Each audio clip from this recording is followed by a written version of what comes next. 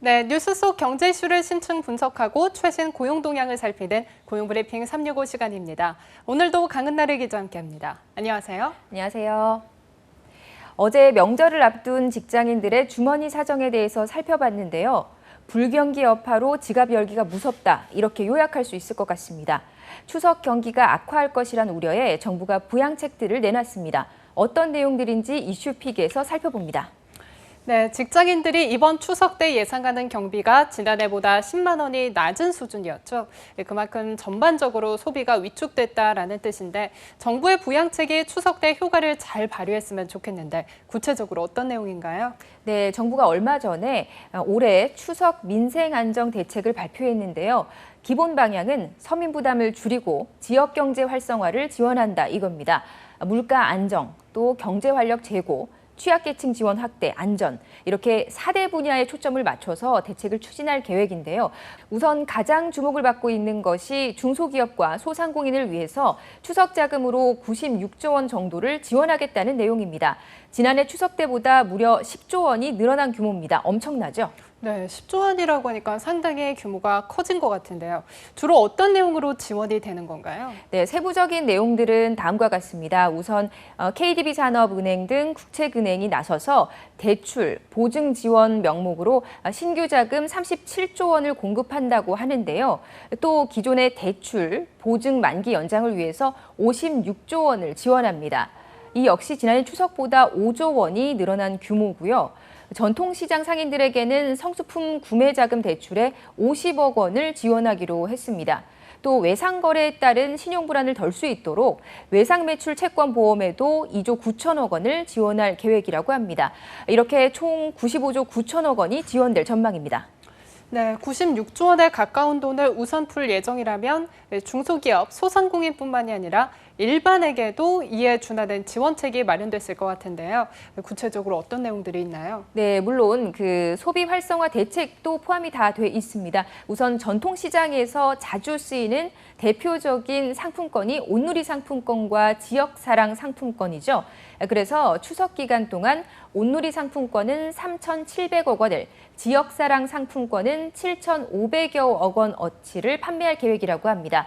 지난해 추석과 비교하면 각각 420억 원, 6,700여억 원어치의 상품권을 시중에 더 풀겠다는 계획입니다.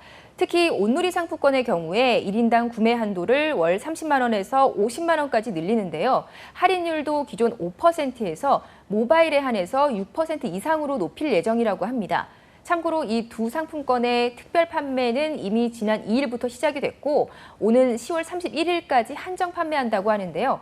특히 모바일 할인은 누계 판매액 목표치인 3천억 원이 소진될 때까지만 진행할 예정입니다. 네, 전통시장을 자주 이용하시는 분들은 꼭 서두르셔야겠어요. 이렇게 전통시장에서 자주 쓰이는 상품권이 저렴하게 판매가 되면 그만큼 전통시장 경기 활성화에도 큰 기여를 할 것 같은데요. 네, 그렇습니다. 뿐만 아니라 추석 기간 동안 전통시장을 좀 편리하고 즐겁게 이용할 수 있도록 전국 350여 개 전통시장에서 지역 특산물을 활용한 이벤트나 할인 행사도 엽니다. 또 별다른 행사가 없더라도 전국 500여 개 시장에서 주변 도로에 최대 2시간 주차를 허용할 예정이라고 하고요. 또 최근 온라인 판매가 급증하는 추세에 맞춰서 우체국 전통시장 같은 온라인 쇼핑몰 6곳에서는 지역 특산품을 오는 16일까지 5%에서 최대 50%까지 할인 판매할 계획이라고 합니다. 또 여기에 더해서 이번 달 12일에서 29일까지가 바로 가을 여행 주간이거든요. 박물관이나 미술관 입장료에 대해서 30%의 소득공제를 적용해준다고 합니다. 이 같은 소득공제는 총 급여 7천만 원 이하의 근로소득자만을 대상으로 하고요. 공제 한도는 100만 원입니다. 네, 이렇게 추석 기간 동안 마련된 할인과 소득공제 지원책을 잘 활용할 수만 있다면 정말 알뜰한 소비를 할 수 있을 것 같습니다. 그런데 문제는 얇아진 서민들의 지갑일 텐데요. 경기 활성화 지원책을 내놓는다 한들 이 지갑 자체가 두껍지 않으면 이 같은 지원책이 빛을 발하지 못할 거라는 생각이 드는데요. 네, 그렇습니다.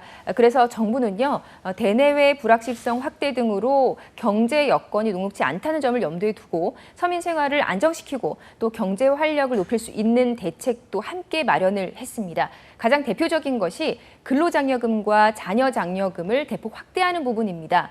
올해 근로장려금과 자녀장려금의 지원 규모는 470만 가구 5조 원인데요.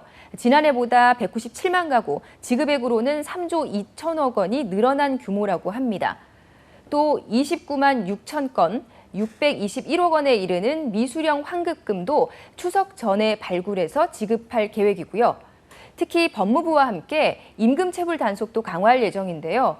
국가가 임금체불 노동자에게 사업주 대신에 체불 임금을 지원하는 소액 체당금 한도도 기존의 400만 원에서 1,000만 원으로 확대합니다. 뿐만 아니라 임금체불 노동자 생계비와 체불 사업주의 융자 지원 금리도 한시적으로 연 2.5%에서 1.5%로 인하해 줄 계획이라고 합니다. 네, 아무래도 근로장려금과 자녀지원금을 지원받는 근로자들에게는 아주 큰 도움이 될 것 같은데요. 네, 다른 지원책도 좀 살펴보면요. 휴가 관련된 지원 제도도 있습니다. 노동자가 20만 원, 기업이 10만 원, 정부가 10만 원 이렇게 공동으로 비용을 적립해서 휴가를 국내로 떠나는 노동자들을 지원하는 제도가 있는데요. 그 대상자가 지난해 2만 명에서 올해 8만 명으로 확대됐습니다. 이 휴가 지원제를 통해서 추석 기간에 전용 쇼핑몰 등에서 국내 여행 상품을 이용하면 휴가비를 지원해 준다고 합니다. 사실 이런 종류의 경기부양책에 대해서 일부에서는 돈만 푸는 과도한 지원책이라는 지적도 있습니다. 하지만 중소기업과 소상공인, 노동자들이 있는 제도를 효율적으로 잘 활용하고 또 국내에서 소비를 늘리면 기대하는 효과를 거둘 수 있을 것으로 정부는 기대하고 있습니다. 네, 잘만 살펴보면 이번 추석 기간에 아주 유용하게 활용할 수 있는 방안들이 많을 것 같습니다. 다음은 유용한 경제용어만을 쏙쏙 골라 소개하는 뉴워드 시간이죠. 네, 오늘의 뉴워드는 모멘텀입니다. 원래 모멘텀은 물질의 운동량이나 가속도를 의미하는 물리학 용어죠. 그런데 주식 투자에서는 이 모멘텀이 주가 추세의 가속도를 측정해서 주가의 변동 상황을 이해하는 하나의 방법으로 쓰입니다. 즉, 주가가 상승세를 타고 있을 때 모멘텀의 기울기에 따라 얼마나 더 상승할 수 있는지 또는 주가가 하락하고 있을 때는 얼마나 더 하락할 것인지를 나타내는 지표를 이야기할 때 이 모멘텀이라는 단어가 쓰입니다. 네, 그런데 최근에는 주식 말고도 다른 경제, 정치, 사회적인 분야에서도 이 모멘텀이 자주 등장하잖아요. 이럴 때는 모멘텀이 어떤 의미로 쓰이는 건가요? 네, 좋은 질문입니다. 최근에는 다양한 뉴스에서 모멘텀이라는 단어가 주로 많이 사용되는데요.